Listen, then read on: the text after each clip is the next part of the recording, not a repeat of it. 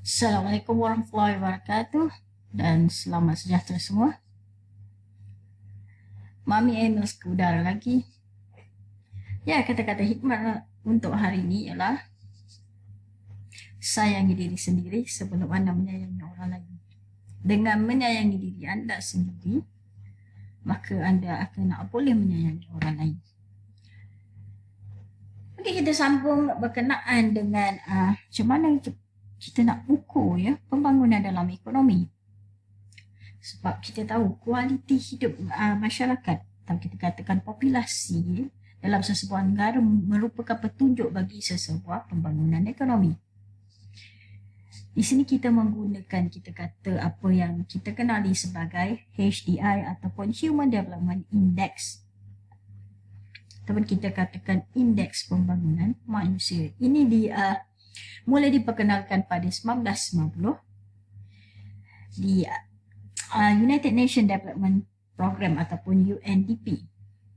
So kita boleh katakan di sini negara yang mempunyai indeks skor yang tinggi dikatakan lebih membangun berbanding dengan negara-negara yang mempunyai indeks skor yang rendah.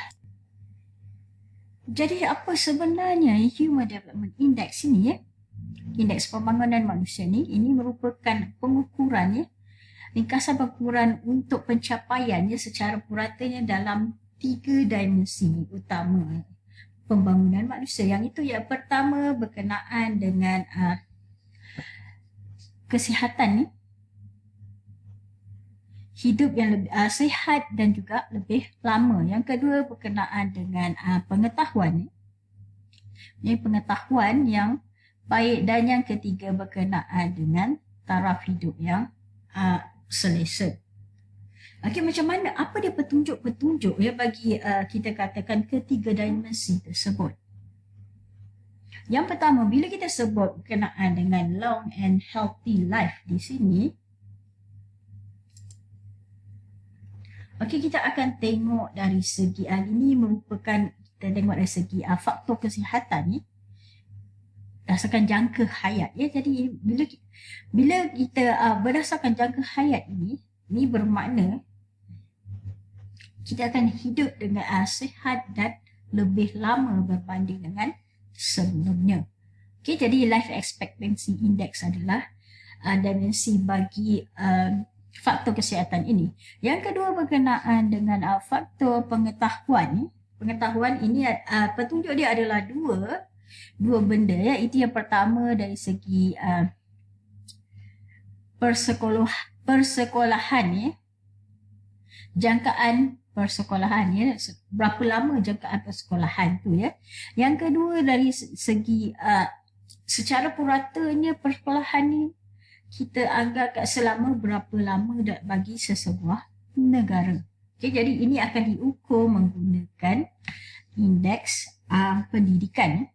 Yang akhir sekali berkenaan dengan taraf hidup ini akan diukur melalui kita katakan GNI per kapita. GNI per kapita ini adalah pendapatan negara kasar bagi per kapita maksudnya secara puratanya penduduk di sesebuah negara berpendapatan bagi seseorang penduduk secara puratanya berpendapatan berapa ribu ringgit setahun. Jadi dia juga berdasarkan dari segi kuasa beli masyarakat ataupun kita katakan society. Dalam beberapa tahun kebelakangan ni ada beberapa indeks pembangunan manusia yang diperkenalkan untuk kita katakan seiring dengan HDI ini iaitu yang pertama dari segi inequality adjusted HDI, yang kedua dari segi multidimensional poverty index dan juga gender equality. Okay, tapi kita tak akan fokus kepada ni dulu, kita akan fokus kepada 3 perkara tadi 3 perkara utama iaitu life expectancy, dari segi education dan juga GNI per kapita. Kalau kita tengok trend dalam figure 1 di sini, Raja satu di sini daripada tahun 1990 hingga 2019. Okay, kita tengok indeks bagi jangka hayat ya. Itu dia melebihi 0.8 ya, melebihi ya, menghampiri lebih daripada 0.85 di situ ya. Jadi maksudnya di sini ya, indeks jangka hayat kita semakin meningkat ya, berbanding kalau tahun 1990 dia kurang daripada 0.8 dan dia melebihi menghampiri 0.9 pada tahun 2019. Ini maksudnya petunjuk yang baik. Maksudnya masyarakat semakin lama ya, populasi semakin lama ya, jangka hayat mereka semakin meningkat.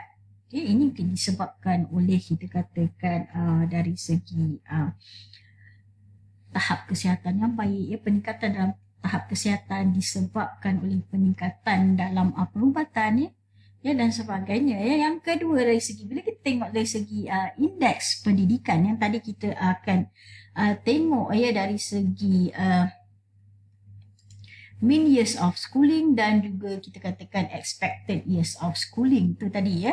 Bila kita katakan expected years of schooling ni maksudnya berapa ya lama persekolahan ni ya bagi kanak-kanak yang bermula daripada umur ya persekolahan ni dijangka akan menerima berapa lama ya jangka persekolahan sepanjang kehidupan mereka ya. Bila kita kata mean years of schooling pula ni maksudnya secara puratanya berapa tahun pendidikan yang diterima oleh kita katakan dewasa ya, yang berumur 25 tahun ke atas ya. Okey, kalau kita tengok dari segi education index di sini ya, kalau pada tahun 1990 kita berada pada tahap yang amat rendah iaitu di bawah daripada 0.5 ya. Tapi kita tengok dari education index dia semakin meningkat iaitu semakin baik ya. So dia berada pada 0.7 di sini ya, melebihi 0.7. So berada pada tahap yang tinggi. Okey, kalau melebihi 0.8 berada yang tahap yang sangat baik, sangat tinggi. Okey, bagi GNI per kapita pula dia juga berada pada tahap yang sangat tinggi. So maksudnya secara puratanya pendapatannya seseorang penduduk Indonesia ni semakin baik ya. Sekarang kita tengok pula dalam jadual A ni. Ini merupakan trend ya dalam HDI bagi Malaysia ya, berdasarkan kita katakan jangka hayat, berdasarkan kita katakan jangkaan tahun persekolahan dan juga kita katakan purata tahun persekolahan dan juga kita katakan pendapatan per kapita. Okay, jadi kalau dan keseluruhan secara umum ya, HDI value kita ya daripada tahun 1990 hingga 2019 ya. Kalau kita tengok ya kalau pada tahun 2019 di sini ya, nilai kita Malaysia boleh diklasifikasikan sebagai pembangunan manusia yang tinggi, amat tinggi nilainya, berada di kategori yang amat tinggi pembangunan manusianya ya. Itu kalau kita tengok ranking dalam dunia ya, kita berada pada tangga yang ke-62 daripada 189 negara.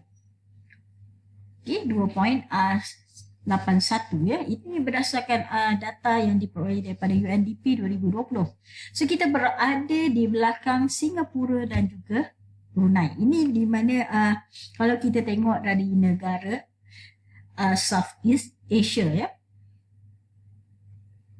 Okey, kalau kita tengok di sini ya, daripada sepanjang tahun 1990 hingga 2019 tu ya, nilai dia meningkat ya daripada 0.643 daripada berada pembangunan yang amat lemah kepada tangga kita berada tangga ke yang ke-62 ya, kepada 0.81 ya indeks dia. So meningkat sebanyak 26%. Jadi kalau kita tengok dari segi jangka hayat dulu ya, kalau secara puratanya dia meningkat ya daripada 70.9, maksudnya daripada 71 tahun kepada 76.2